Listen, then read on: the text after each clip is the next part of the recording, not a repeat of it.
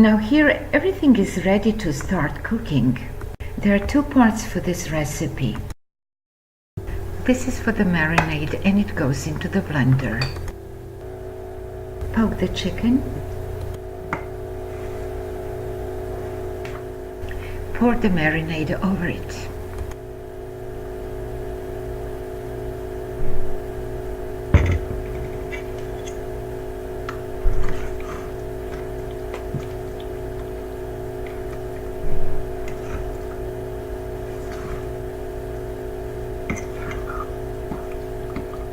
Cover with foil and leave it overnight in the fridge.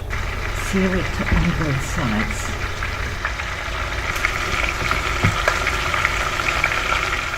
Place the chicken pieces into the baking dish.